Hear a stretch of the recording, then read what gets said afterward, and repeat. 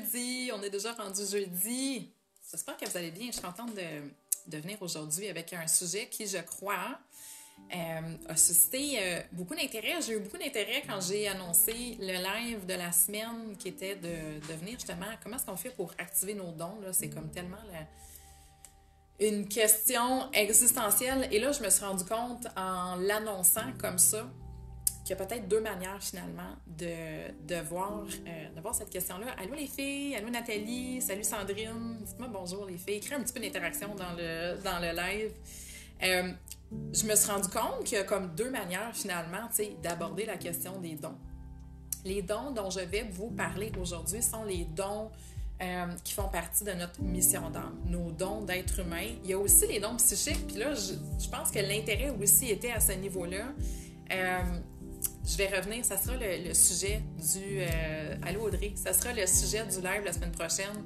Comment est-ce qu'on fait pour activer nos dons psychiques? Parce que ça aussi, c'est un sujet qui me passionne, qui m'intéresse beaucoup. Puis on est beaucoup là-dedans, dans la connexion à l'énergie. Il y a beaucoup de choses qui se passent. Fait qu'on se questionne aussi beaucoup sur comment activer nos dons. Parce que le voile, ça m'incite énormément. Mais les dons dont j'ai envie de vous parler aujourd'hui, c'est vraiment, comme j'ai dit, les dons qui font partie de notre dharma, de notre mission d'âme. Donc, reconnecter à ces dons implique d'aller se reconnecter à notre dharma. Je vous en parle souvent, mais le dharma, c'est quoi? C'est notre mission d'âme, c'est ce qu'on est venu expérimenter sur Terre, mais c'est aussi la différence qu'on est venu faire dans la vie des gens, qu'on est venu faire sur la planète. Il y a toujours une notion, comme j'ai dit, de contribution dans le dharma. Puis les dons, finalement, c'est nos compétences particulières, nos compétences innées. C'est comme nos forces. Nos forces, finalement, au niveau de notre âme, qui sont véhiculées par notre âme, par notre dharma. Nos forces avec lesquelles on vient s'incarner sur Terre, puis avec lesquelles on peut faire une différence sur la planète. On peut faire une différence dans l'humanité. On peut faire une différence, finalement, dans la vie des gens autour de nous. Comment est-ce qu'on peut reconnaître les dons? Comment est-ce qu'on fait pour les activer? C'est de ça dont je voulais vous parler un petit peu aujourd'hui. Puis, en fin de compte, le problème quand vient le temps de reconnaître ces dons, c'est souvent la question en lecture akashique, c'est souvent la question, c'est comme, je sais pas c'est quoi mes dons. C'est ça que les gens vont souvent dire, c'est comme, je sais pas moi c'est quoi mes dons. Je sais pas qu'est-ce que j'ai de spécial, je sais pas qu'est-ce que j'ai de particulier. Puis le problème avec les dons, c'est qu'ils passent souvent inaperçus dans nos vies. Pourquoi? Parce que les dons font partie de notre nature innée. OK? On vient au monde avec nos dons. Ils font déjà partie de notre bagage, de notre coffre à outils quand on arrive sur Terre et nos dons passent inaperçus pour nous. OK? Parce que ça fait partie de notre nature. C'est tellement naturel qu'on le voit pas, qu'on le perçoit pas. Je peux vous donner un exemple. Moi, quand j'étais plus jeune à l'école primaire, j'étais toujours celle qui était nommée comme présidente de classe ou déléguée ou peu importe, parce que j'avais une aisance à parler, puis à partager, puis à émettre des opinions. Fait que j'étais toujours celle qui était nommée pour être présidente, puis je comprenais pas pourquoi. Maintenant, je comprends, je sais que j'ai aussi ce rôle-là de prendre la parole, d'assumer mon leadership, d'influencer peut-être des gens, d'inspirer des gens. Fait que je sais que ça fait partie de mes dons. La communication fait partie de mes dons.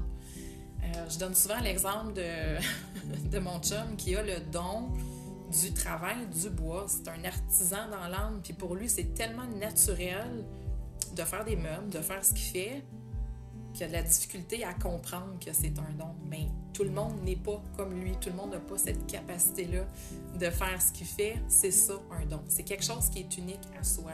Donc, la première des choses, c'est de comprendre que nos dons font partie d'une nature qui est innée, de notre essence akashique. Ça fait partie de notre champ énergétique, de notre composition énergétique.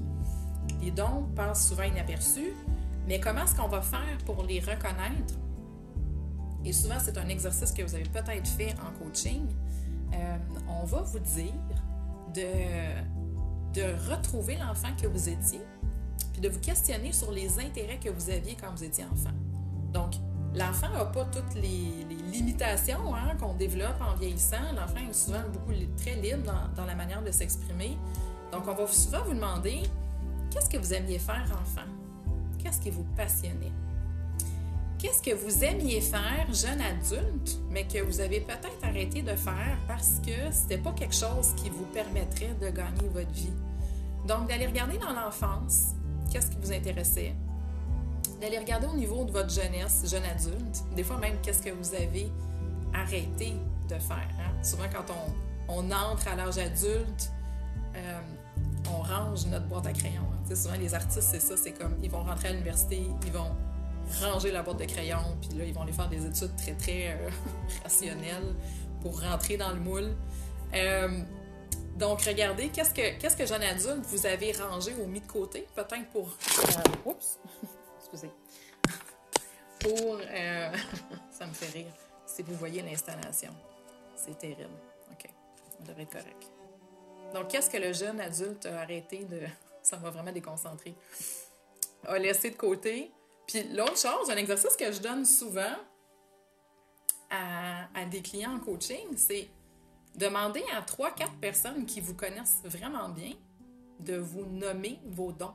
OK? Demandez à des gens là, qui vous côtoient au quotidien, des gens au travail, des gens dans votre famille, puis demandez-leur de vous nommer vos qualités, de dire qu'est-ce qu'elles apprécient chez vous. Ce qui m'amène au prochain sujet, qui est comment activer ces dons. Parce que le point numéro 1 pour activer ces dons, c'est quoi? C'est de reconnecter à sa valeur. Quand on vous dit « tu as vraiment un talent pour écouter les gens », c'est quoi votre réaction? Tu as vraiment un talent pour trouver des nouvelles idées. Tu as vraiment un talent pour nous amener à penser autrement. Tu as vraiment un talent au niveau artistique. Tu as vraiment un talent là-dedans. Est-ce que vous êtes capable, sincèrement, profondément, de prendre cette information-là puis de la reconnecter avec votre sentiment de valeur personnelle? Parce que souvent, quand on se fait dire ces choses-là, on va comme repousser de la main. « Oh, mais non, c'est naturel. Oh, ben non, je me suis pas forcée. » Alors que le point numéro 1 pour activer vos dons, là, c'est de reconnecter et de reconnaître votre valeur personnelle. Et j'ai parlé du dharma, mais le dharma, pour moi, c'est ça le dharma. C'est de reconnaître sa place et de reconnaître le rôle qu'on est venu jouer sur Terre. Et si on n'est pas capable de reconnecter à notre valeur personnelle, oubliez ça, retrouver vos dons. Oubliez ça, retrouver votre dharma. Il faut que vous ayez suffisamment de reconnaissance pour la personne que vous êtes et que vous ayez assez d'engagement et de reconnaissance envers vous pour être en mesure d'observer vos dons puis de les incarner au quotidien. L'autre chose importante, c'est une réflexion que j'ai beaucoup en ce moment. Donc, j'ai dit, comment est-ce qu'on les active? De un, il faut reconnecter à notre valeur personnelle. L'autre chose, pour moi, de travailler à partir de nos dons innés, c'est de changer complètement notre perspective par rapport à comment on appréhende notre vie et comment on appréhende le monde. Je vais essayer de rendre ça compréhensible. Je suis encore en train de processer cette information-là. On a beaucoup comme réflexe, on a beaucoup appris à construire nos vies selon des modèles, on va dire ça. Des modèles, des structures qui sont extérieures à nous.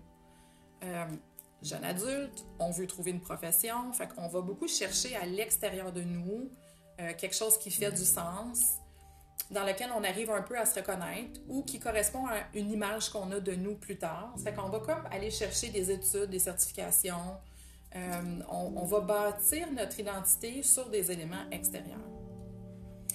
Quand on veut bâtir notre vie en reconnaissant nos dons qui font partie de notre nature innée, c'est comme si on vient changer complètement notre logique. C'est comme un processus que j'aime appeler en ce moment « inside out ». C'est un processus dans lequel on est amené à penser autrement que ce qu'on a pensé ou comment est-ce qu'on a appréhendé le monde jusqu'à présent. C'est-à-dire, moi, pour bien vivre, pour gagner ma vie, je dois aller chercher des connaissances extérieures, je dois aller me chercher des études, je dois me bâtir une carrière, je dois travailler pour telle ou telle organisation. Puis c'est ça qui va faire en sorte que je vais être bien dans ma vie, je vais me réaliser, je vais m'épanouir. Quand tu décides de vivre ta vie selon tes dons, c'est un processus qui vient de l'intérieur.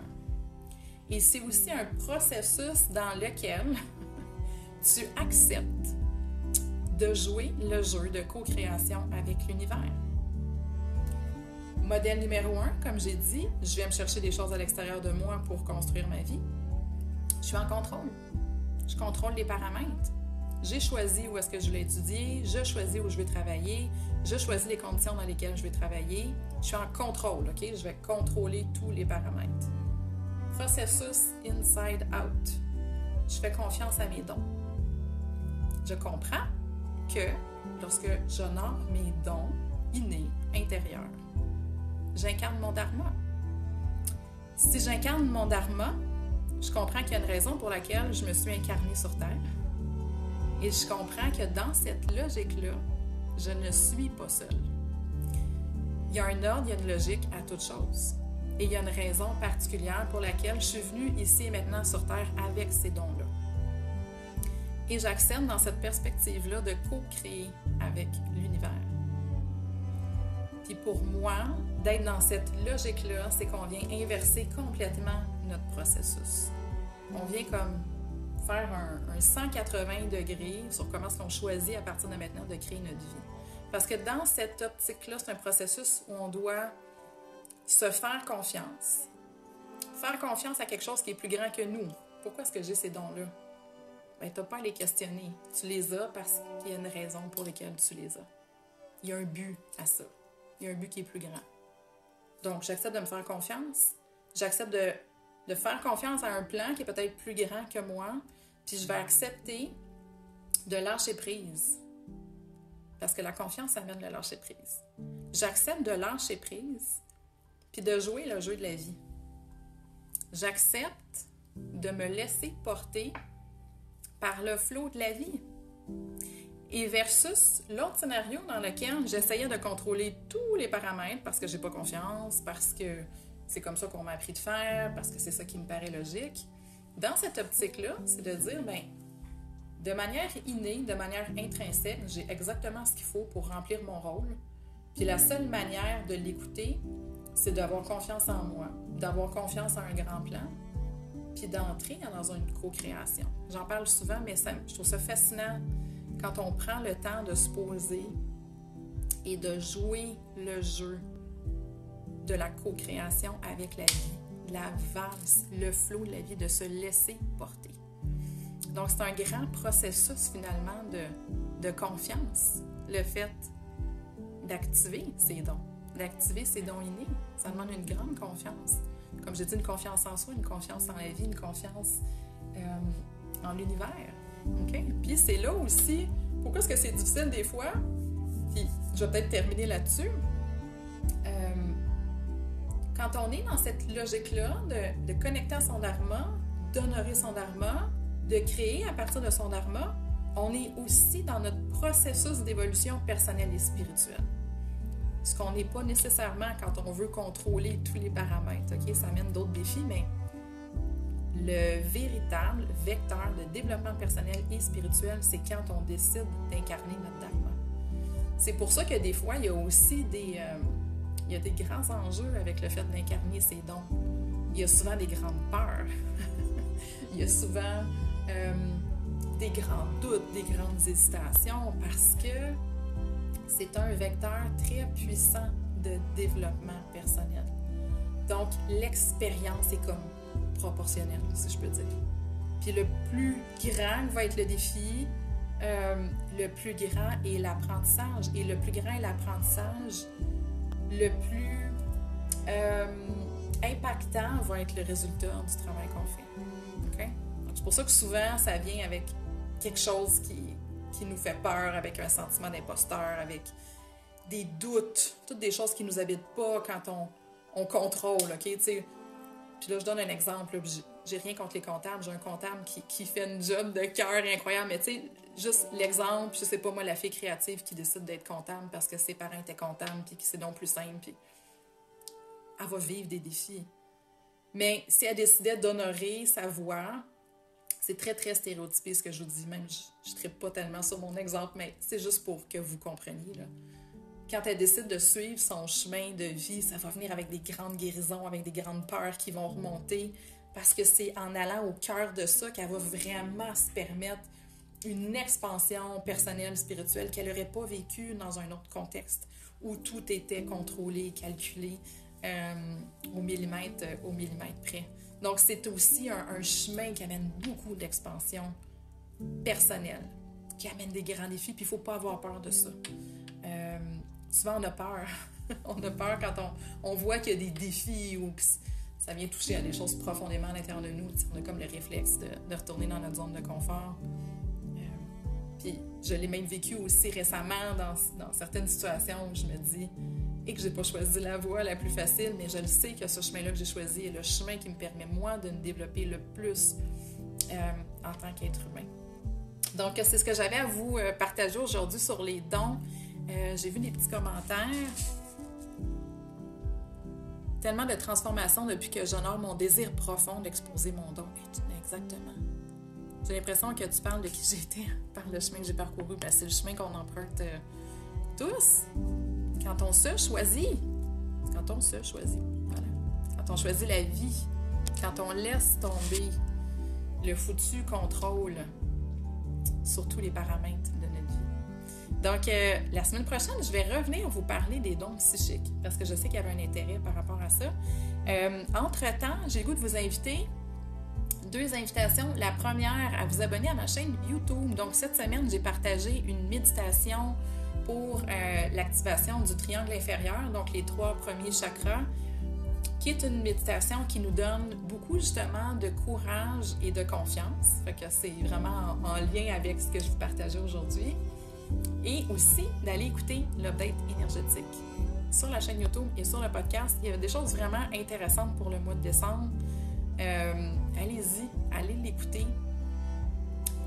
Ça amène beaucoup de réflexion sur justement ces grands processus-là de transformation, de transmutation qu'on est en train de vivre, sur toute la guérison énergétique, spirituelle dont on fait l'expérience profondément en ce moment. Voilà, je vous remercie. Merci d'avoir été là. Je ne sais pas s'il y a d'autres petits commentaires. Je pense que non. Ah, puis Marie-Ève qui dit « Tu m'as aidé à trouver mon don. » C'est mon don à moi, ça. Vous aider à trouver vos dons. Donc, merci. Merci d'avoir été là. Passez une belle semaine.